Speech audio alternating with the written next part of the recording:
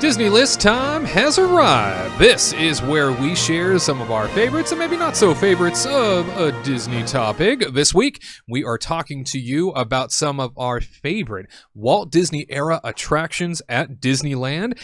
This, of course, is anything that opened between 1955 and 1966 when Walt Disney passed away. Therefore, lots of attractions that happened to open during that time to choose from, and many of which that are still around to this very day.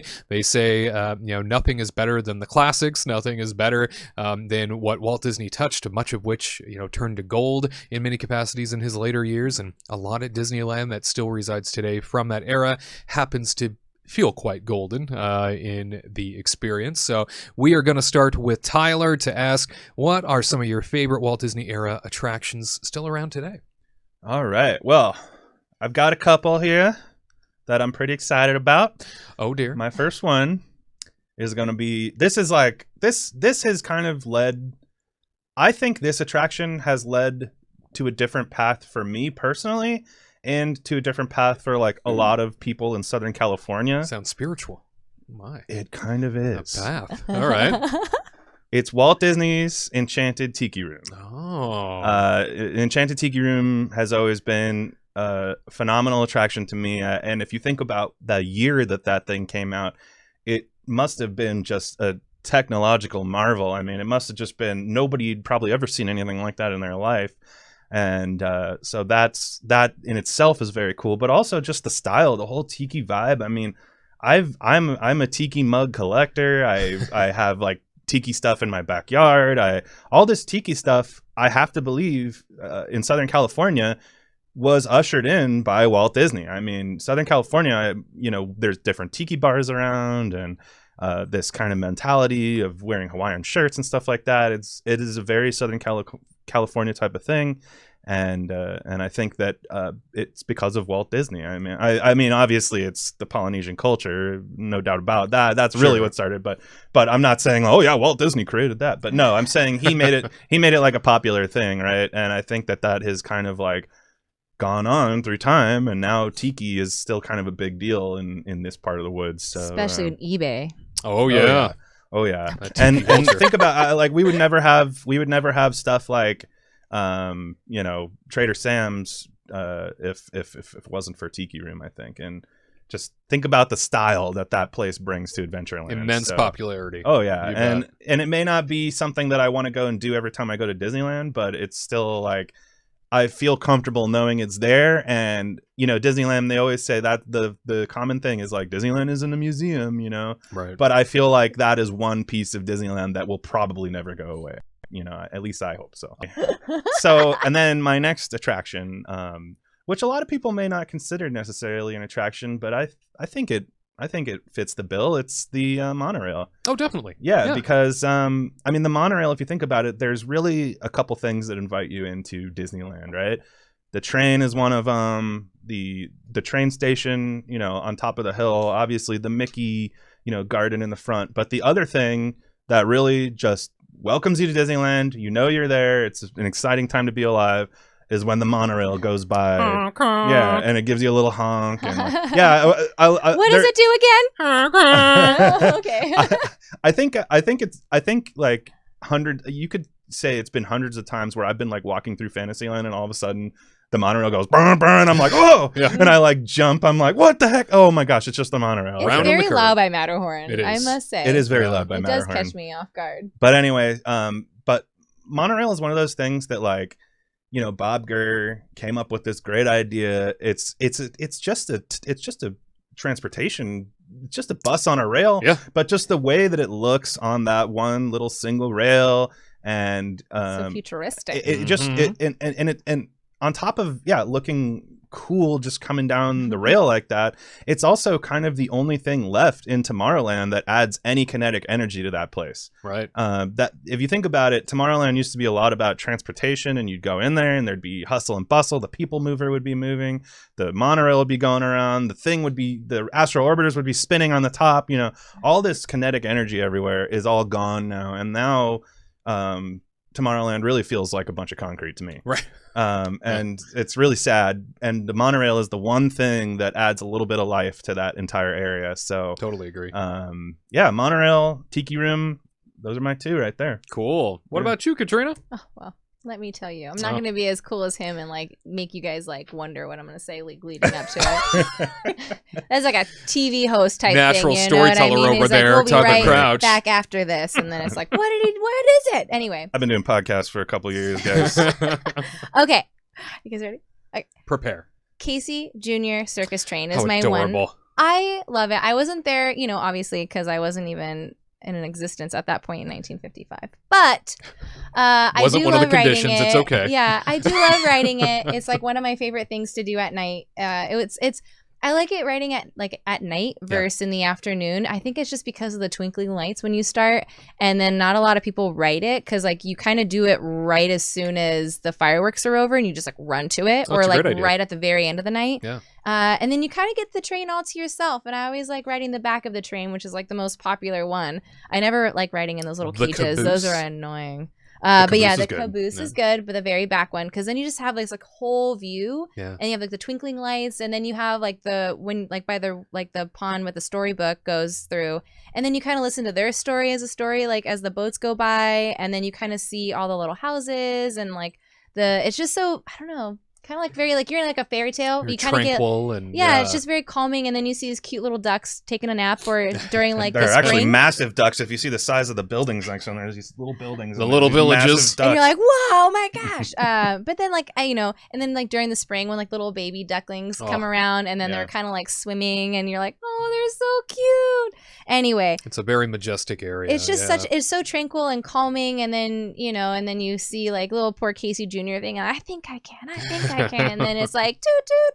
And then, yeah. So anyway, I love writing it. So if you've never done it before, if you only done it in the afternoon, do it at night. It's so fun. That's a great tip. It's very calming. It's like the end of the night. It's either you go to Pirates for 15 minutes and just relax your feet, or you take a little train ride and you just relax and just be like, all right, let's go to the car. You ready? Yeah, and I think we talked about the caboose briefly, but I think sitting in the back of the caboose facing backwards is so cool at night, specifically because when you go up that lift hill, you can look out the back and you see this whole view of all of the storybook canals, and then the monorail, or not the monorail, oh my gosh, the Matterhorn is up there lit. M words, sorry. The Matterhorn is looking beautiful, all lit up in the sky, and you see all the twinkles on the trees that Disneyland all puts up. So it's very romantic. It's a great little ride. Yeah, and then hopefully your kid will go to sleep as you're riding it at night, so it's an easy walk back to the car. Am I right, parents? I'm not a parent, but I can just imagine. Anyway, use it at night. Last thing you do, it's the end of the lion. Well, I was hoping someone would say it because I didn't know how to bring that into my speech. There's nothing better than a tie-in quite like that. Thank you. That was the best. Flawless. Again, doing Good this night, podcast stuff for a everybody. couple of years. I'll see y'all later. Good night. Tip your wait staff. That's right. So Casey Jr. And then my second one, I'm kind of like stuck because I really don't know what my second one would be, but I guess I'm just gonna choose it. Alice in Wonderland. Okay. I always thought it was fun. I always think it's like such real an classic. interesting. It's timeless. Even with the upgrade, they make it better and better. But it's always Managed to upgrade while keeping it just the heart of it. Yeah, it's just so great. It's always such a fun ride. The lines are ridiculously long for it, but when you ride it, you're like, that was worth it. How excellent. Yeah, no, Casey Jr., Alice in Wonderland, perfect. Monorail, and the Tiki Room, all very much classic experiences from the Walt Disney era. The type of rides and attractions that you can feel Walt in. And we jump out to Walt Disney World now, where our Disney World reporter Garrett Hassel standing by with some of the classic Walt era attractions that top his list. What do you got on yours, buddy?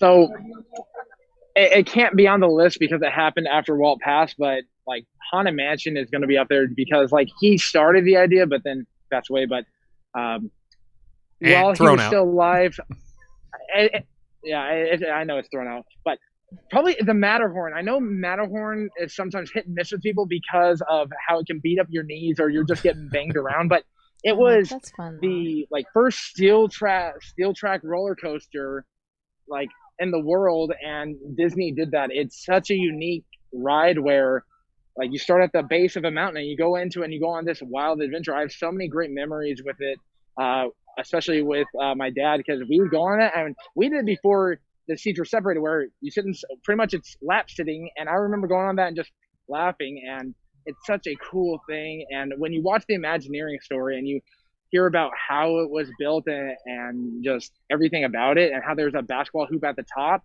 it's just it has such a rich history, and it's such a big focal point. You walk in, you see the castle, but then you look and see the Matterhorn. It just, I don't know what it does. It transports you to another place. And the debate is it part of Tomorrowland? Is it part of Fantasyland? What is it? It's the age-old question of, yes, it's in Fantasyland, but it's sort of its own land. It really is.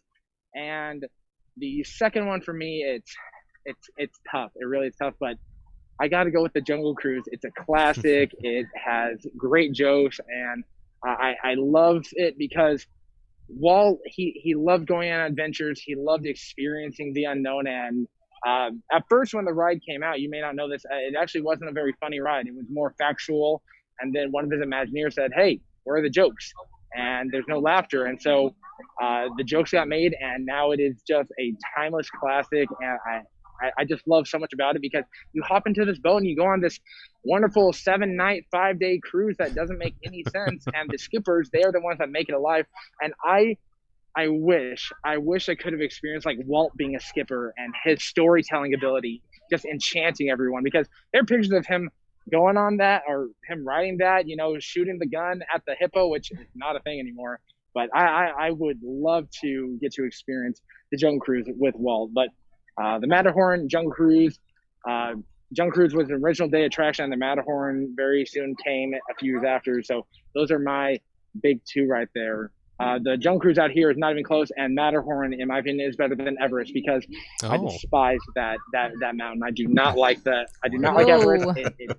He's just a feared. He's just don't be mad at him, everybody. He's just a scared boy. Eating 5 dozen eggs. This size is all a facade. Like, these muscles are for show. I'm actually scared, and I'm allergic to pain. And he needs a friend. Somebody get him a friend. That's right. Big hugs. Oh, Ghost Toast, maybe? Ghost Toast. Yeah, Ghost Toast, yeah. You should have seen his little tiny girlfriend, Ariel, trying to drag him on this ride. And he was like, "I'm so scared." It's actually kind of true. She's like, "Garrett, we're going to go on it." And I said, do we have to? And she's like, "You don't have to." I'm like, "No, I'm going to go on it. I'm going to go on it. I'm going to be a big boy. I'm going to do it." And I was so proud of you. For 5 minutes. I only cried for 5 minutes. And then I think she said, "Let's go on it again." Yep. Yeah, I'm sending that one out. I'm sorry. But I will say he was a hero protecting her and Dinosaur. That's true. At least there's that. So proud. Dinosaur on the champ, because it's the closest thing to Indiana Jones. My disgusted reaction sitting next to her We got having pictures. a meltdown. Yeah. Why are you reacting this way? It's just a dino.